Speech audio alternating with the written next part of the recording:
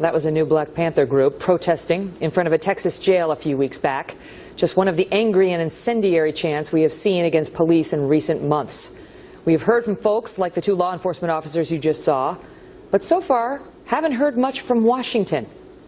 However, take a walk back with me to 2011, when a shooting in Tucson led to an angry chorus complaining about what they said was angry Tea Party rhetoric.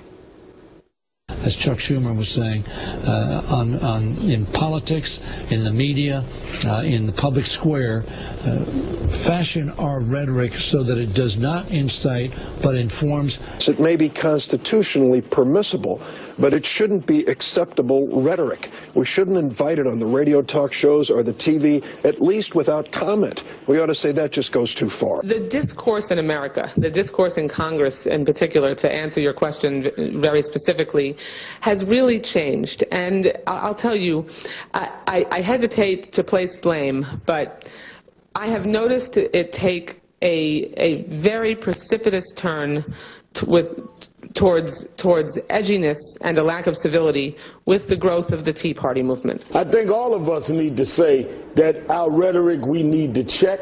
None of us should become so defensive that we say we're not going to change. We all need to see if there is change required, change needed, and all realize that there are some very unbalanced people here in this country that anything can trigger. Joining me now, Richard Fowler, nationally syndicated radio host and Fox News contributor, and townhall.com editor, Katie Pavlich. Good to see you both.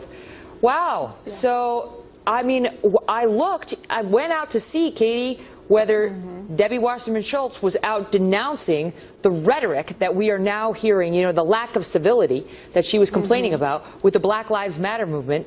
And this is what I found her saying about that movement. Stand by. I'm proud of the young people who have been pushing that Black Lives Matter movement. We've brought the Confederate flag down. We've made sure that symbols of hate are unacceptable in America. Your thoughts? Well, if Debbie Wasserman Schultz were really concerned about symbols of hate, she would be denouncing the Black Lives Matter movement. This is a movement that promotes the execution of police officers. This is a movement that glorifies Assata Shakur, who of course is a notorious cop killer who is now in Cuba as a fugitive.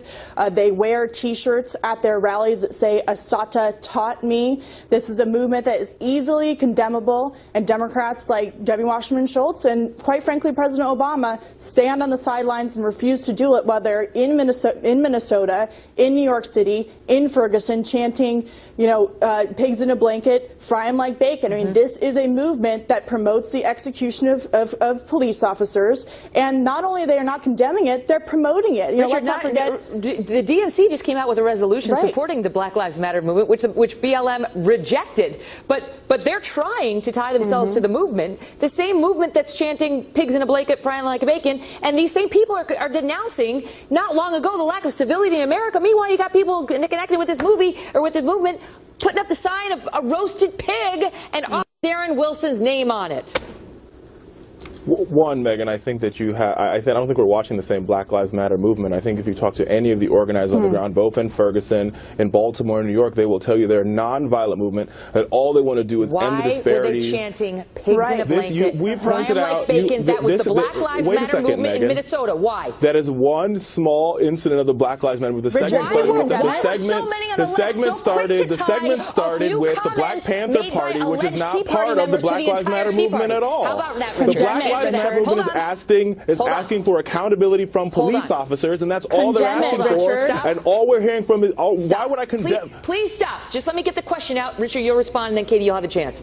Richard, the people on the left we just showed were very quick to blame violence that happened in the country on what they alleged were a couple of Tea Party comments that they found to be racist or incendiary. Why are they not as outraged now when, as you point out, okay, maybe it was just Minnesota, maybe it was just those new Black Panthers, maybe it's just that one roasted pig, but suddenly the actions of a few do not apply to the many. Why the double standard?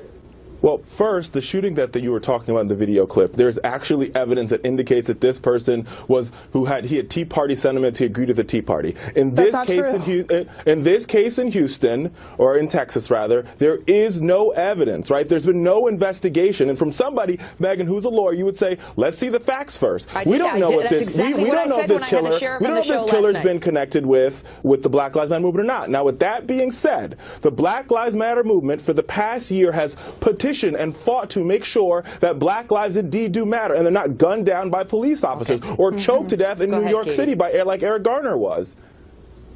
I just want to make it clear and obvious that Richard Fowler refuses to condemn Black Lives Matter's protesters. I won't. You sure? No, you know what? I will not condemn them. I will not condemn people who are saying that unarmed black men should be shot by police. I will not condemn anybody who's against that. You refuse to condemn Black Lives Matter's protesters who want officers to be executed in their police vehicles. That is what you are promoting tonight.